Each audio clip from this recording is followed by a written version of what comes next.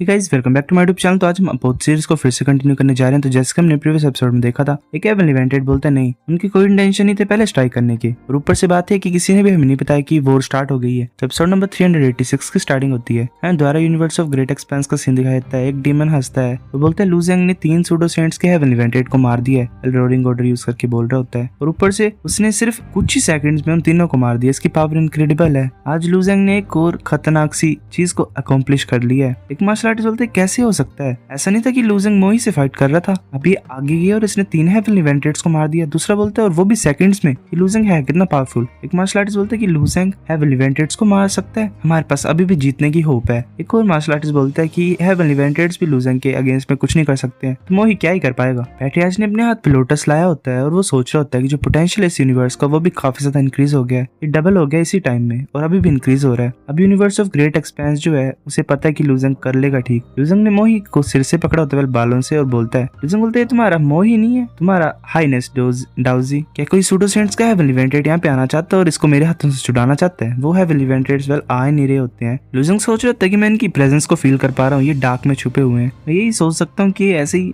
डरपोक है और बाहर नहीं आएंगे। लू ज़ेंग बोलता है आ जाओ और मुझे पकड़ो, ये जो डुअल है ये ओवर हो गया है। लू ज़ेंग मोही को ऊपर की तरफ उठा देता है, वेल उड़ा देता है, वो जल्दी से मूव करता है और मोही को वेल 2 हिस्सों में काट देता है और एक एक्सप्लोजन होती है और मोही वहीं पे मर जाता है। लू ज़ेंग सोचे तो जो फाइट है वो फाइनली ओवर हो गई है, पर ये डेफिनेटली एंड नहीं है। चलो मैं वेट करता हूँ उनके मूव का, अभी तो चीजें सिर्फ स्टार्ट हो रही हैं। वो हेवन इवेंटेड चुपचाप देख रहे होते हैं। एक बोलता है ऐसे तो हमारे पास तरीके थे मोही को सेव करने के लिए, पर लू ज़ेंग का भी बहुत बड़ी थ्रेट है हमारे लिए, उसे हमें मारना पड़ेगा। एक हेवन इवेंटेड बोलता है क्या हम अभी स्ट्राइक ना करें। वो बोलता है कि ये सच है, पर अपने ओरिजिनल पर्पस को भूलो मत। जो प्लान था वो ये था कि जो हेवनली वेनेटेड से यूनिवर्स ऑफ ग्रेट एक्सपेंस के हमें उन्हें बाहर निकालना है। अब मोही मर गया है, लू ज़ेंग अभी भी सनफ्लावर वाटर वर्ल्ड में है, और अगर वो यहीं पे रहेगा तो तुम्हें लगता है वो डरपोक बाहर निकलेंगे। इसकी टेक्निक्स कुछ ज्यादा स्ट्रेंज है, और ऊपर से बात यह है कि सिर्फ रेलम लोड ही है, और ऊपर से बात यह है कि तीनों हेवन इवेंटेड्स को मारने के लिए उसने अपनी स्वॉर्ड और एक अजुर लाइट को यूज किया। तुम इतना ज्यादा बेकार क्यों फील कर रहे हो। सेंट मोहाई जी ने हम सभी के ऊपर उसकी पावर्स दी है हमें, मतलब एक तरह से चलो उसे यूज करते हैं और मोहाई जी के नाम पे फाइट करते हैं। एक हेवन इवेंटेड बोलता है कि जो सैक्रेड अल्टर हेवन इवेंटेड है वो सच बोल रहे हैं, इतने ज्यादा है हम, हमें एक लू ज़ेंग से क्यों डर होगा। दूसरा बोलता है कि हाँ सैक्रेड अल्टर हेवन इवेंटेड बोलता है ठीक है, मैं सनफ्लावर ग्रेट वर्ल्ड के जो लो स्पेस है उसे थोड़ा सा डिस्टर्ब करता हूँ। ग्रेट सरपेंट और स्नो हेवन इवेंटेड तुम उस बच्चे के साथ डील होने के लिए तैयार हो जो, मतलब करने के लिए। वो बोलते हैं ठीक है। सैक्रेड अल्टर हेवन इवेंटेड अपने दोनों हाथों के साथ मिलाता है, वो एक आर्टिफैक्ट को यूज करता है। लू ज़ेंग हैरान हो जाता है क्योंकि उसके सामने एक कट ओपन हो रहा होता है। लू ज़ेंग सोच रहे थे कुछ ज्यादा स्ट्रॉन्ग हो रहा है, ये हेवन इवेंटेड छुपे हुए थे, अभी फाइनली अपने आप को रिवील कर रहे हैं, इसका मतलब अल्टीमेट बैटल स्टार्ट होने वाली है। तभी हमें ज़िंगवे दिखाई देता है, वो ऐसे खड़ा होता है और बोलता है कि जितने भी हेवन इवेंटेड्स और रेलम लॉर्ड्स हैं इस यूनिवर्स ऑफ ग्रेट एक्सपेंस के, जो टाइम है फाइनल वॉर का वो आ गया है, तैयार रहो मेरी कमांड पे, हम उन्हें अपनी पावर का टेस्ट दिखाएंगे। बाकी सभी हेवन इवेंटेड्स बोलते ठीक है हम समझते हैं। जुन बोलते लू ज़ेंग हम आ रहे हैं। ज़िंगवे बोलते कि सब कुछ रेडी है, चलो स्टार्ट करते हैं। वो ऊपर की तरफ कूद जाता है और बोलता है एक सरप्राइज अटैक को लॉन्च करो वॉल ऑफ साइज पे। फिर हमें वॉल ऑफ साइज का एंट्रेंस दिखाई देता है, वेल मतलब वो जो बाउंड्री होती है वहाँ पे क्रैक पड़ा होता है। एक मार्शल आर्टिस्ट वहाँ पे खड़ा होता है, सोच रहा था क्या कोई आ रहा है, तभी एक बॉल टाइप आ रही होती है एनर्जी की। एक मार्शल आर्टिस्ट बोलता है ये चल क्या रहा है, यहाँ पे हो क्या रहा है। दूसरा बोलता है ऐसा लग रहा है एक ट्रांसफॉर्मेशन हो रही है यूनिवर्स ऑफ ग्रेट एक्सट्रीमिटी में, जल्दी से रिपोर्ट करो इसे हेवन इवेंटेड को। दूसरा बोलता है अनबाउंड हेवन इवेंटेड, एक जो स्टार है वो इस तरफ आ रहा है, ये हमारी तरफ आ रहा है। वेल मतलब ज़िंगवे जहाँ पे खड़ा था उसने उसको किक मारी थी, वो एक स्टार था और वो अब इस तरफ आ रहा है। अनबाउंड हेवन इवेंटेड अपनी आइज को ओपन कर लेता है और उस स्टार की तरफ देखता है। वो बोलता है कि ये कुछ भी नहीं है, ये एक सिर्फ नॉर्मल फॉलिंग स्टार है।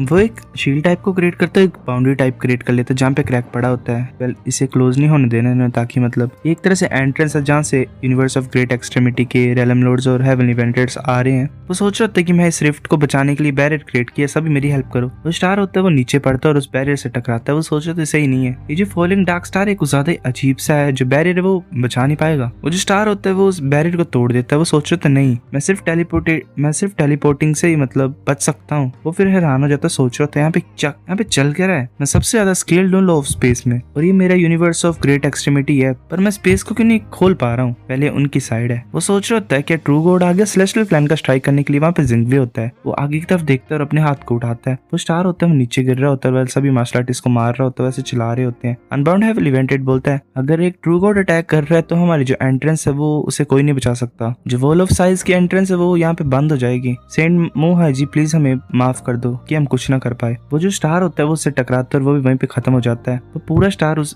वॉल में लग जाता है और उसकी एंट्रेंस को बंद ही कर देता है। जिंगवी वहां पे जाता है और बोलता है स्टार्स स्काई में मेरी कमांड को सुनो, अपनी पावर को यूज करो इस वर्ल्ड को हमेशा के लिए सील करने के लिए। वो अपना अटैक यूज करता है स्टार सीलिंग टेक्निक। सभी स्टार्स उसके पीछे ग्लो करते हैं और वो जो स्टार उसने फेंका होता है बाउंड्री के ऊपर वो पूरी तरह से मतलब मर्ज होने लग पड़ता है और गायब हो जाता है। पूरी तरह से जो वॉल होती है वो रिपेयर हो जाती है। वो सोच रहा था ये अच्छी बात है कि ये कंप्लीट हो गया है, पर मैं इतना ज्यादा स्ट्रॉन्ग नहीं हूँ पूरी तरह से यूनिवर्स को सील करने के लिए। मैं सिर्फ स्टार सीलिंग टेक्निक और ग्रैंड सीलिंग आर्ट्स को यूज कर सकता हूँ। जो स्टार सीलिंग टेक्निक है उसने कम्प्लीटली सील तो कर दिया स्पेस को यहाँ पे, और जो सूडो सेंट्स है वो भाग गए हैं यूनिवर्स ऑफ ग्रेट एक्सट्रीमिटी में, ताकि वो शायद बाद में आ जाए मतलब रीइंफोर्समेंट को लेके। ऐसे परमानेंट सोल्यूशन नहीं है, पर ये काफी टाइम मिल जाएगा हमें जो सूडो सेंट्स यहाँ पे उन्हें डिस्ट्रॉय करने के लिए। जो नेक्स्ट स्टेप है वो ये है कि सनफ्लावर वाटर वर्ल्ड जो है उसे सील करना। फिर उनके पास कोई भी रास्ता नहीं होगा भागने का। तो सेक्रेट अल्टर हेवन इवेंटेड होता है, वो उस आर्टिफैक्ट को ऊपर की तरफ उठाता है और कुछ एनर्जी टाइप जारी होती है उसकी तरफ। वो बोलता है लॉर्ड ऑफ डार्कनेस, मतलब कुछ बोल रहा होता है, एक तरह से मंत्र टाइप पढ़ रहा होता है। वो जो एनर्जी होती है वो स्पूल टाइप में जाती है और उसमें मर्ज हो जाती है। लुजंग सोच रहा होता है ये जो अल्टर है किस चीज को सम्मन कर रहा है, हमें इसे रोकना पड़ेगा। उस अल्टर से वेल एक क्रिएचर बाहर निकलता है। लुजंग हैरान हो जाता है। वो स्नेक मतलब वो हैन का सिर होता है और स्नेक की बॉडी होती है जिसका नाम लॉर्ड ऑफ डार्कनेस होता है। क्वान की क्या ही आर्ट बनाया इन्होंने,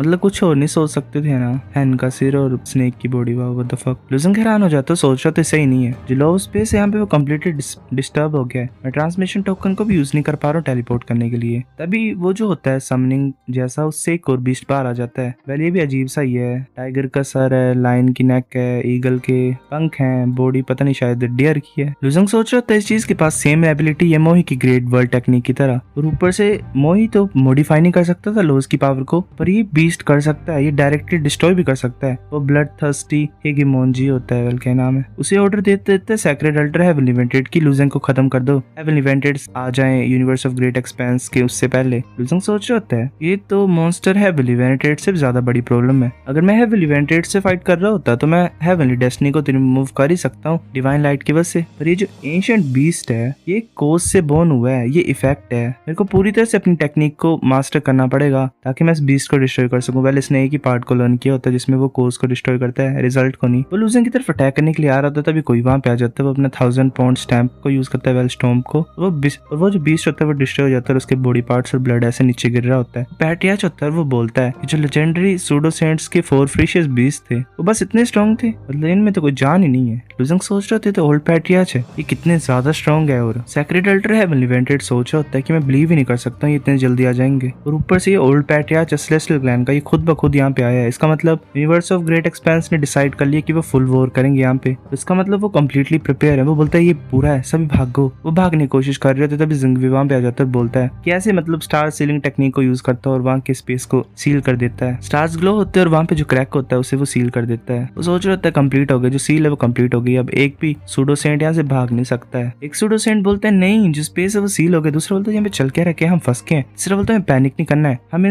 इनके साथ फाइट ही करनी पड़ेगी, गॉड्स हमारे साथ हैं, हमें डिफेंड करना ही पड़ेगा थोड़ी देर के लिए। तभी जिंगवे बोलता है कि वो तुम्हारे ऊपर डिपेंड करता है कि तुम सर्वाइव कर पाओगे तब तक कि नहीं। जिंगवे सोच रहा था मुझे पता जो स्पेस ब्लॉकेज मैंने यहाँ पे क्रिएट की और वो जो स्टार लगाया हुआ वो ज्यादा लंबे टाइम तक नहीं टिकेगा, और तुम सूडो सेंट्स का इंतजार कर रहे हो ताकि वो पैसेज को ओपन करे, पर मैं तुम्हें चांस नहीं दूंगा भागने का और वेल वेट करने का। वो सेक्रेट अल्टर हेवन इवेंटेड होता है, वो बोलता है ये तो ट्रू गॉड है सेलेस्टियल क्लैन का। तभी एक मार्शल आर्टिस्ट बोलता है अगर तो क्या वही ट्रू गॉड है, मैं लाव टूजू हूँ, मैं तुम्हें 2 हिस्सों में फाड़ दूंगा। वो अपनी बॉडी को मॉडिफाई करता है जिंगवे की तरफ जा रहा होता है। वो सोच रहा था जो मेरी 7 किल हेवनली डेस्टिनी है वो मोहा जी सेंट ने मेरे ऊपर खुद डाली है। मैं ऐसे सिर्फ मिड रैंक हेवन इवेंटेड हूँ, पर जो मेरी डिस्ट्रक्टिव पावर है वो हाई रैंक हेवन इवेंटेड के मुकाबले है, मतलब एक तरह से। जिंगवे सोच रहा था कितना सा बेवकूफ है ये। एक ट्रू गॉड की स्ट्रेंथ ऐसी चीज होती है जिसे ये बंदा कॉम्प्रीहेंड कर ही नहीं सकता, मतलब कोई भी नहीं कर सकता है। वो अपने अटैक को यूज करता है और एक स्टार टाइप की डस्ट को आगे की तरफ भेजता है। वो मार्शल आर्टिस्ट बोलता है तुम्हारी स्टार लाइट मेरे सामने कुछ नहीं कर सकती, तुम्हें लगता है मेरे को दर्द होगी। वो स्टार लाइट होती है वो उसके पेट को फाड़ के निकल जाती है साइड से। वो बोलता है कि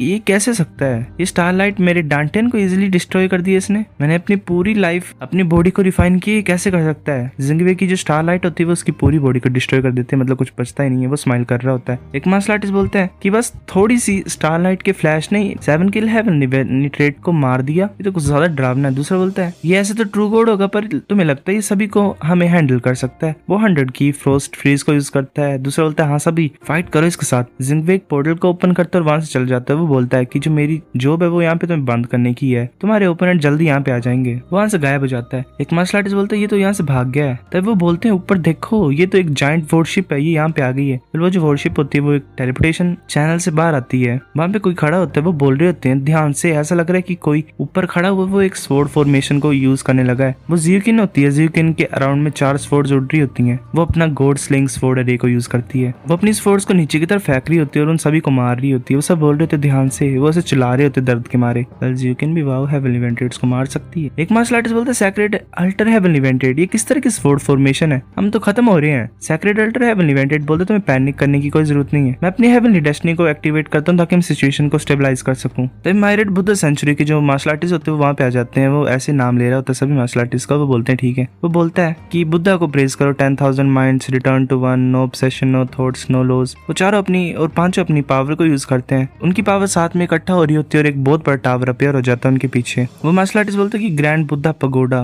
वेल सबड्यू, ऐसा कुछ बोलता है। और वो जो टावर होता है वो नीचे वर्ल्ड से टकराता है और एक बहुत बड़ी एक्सप्लोजन होती है। सो गाइस एपिसोड नंबर 386 इतना था। अगर आपको वीडियो पसंद तो लाइक करो, नहीं भी लाइक कर दो, शेयर करो अपने दोस्तों के साथ, कमेंट करके बताओ। अगर आपको वीडियो कैसी लगी सब्सक्राइब करो। तब तक के लिए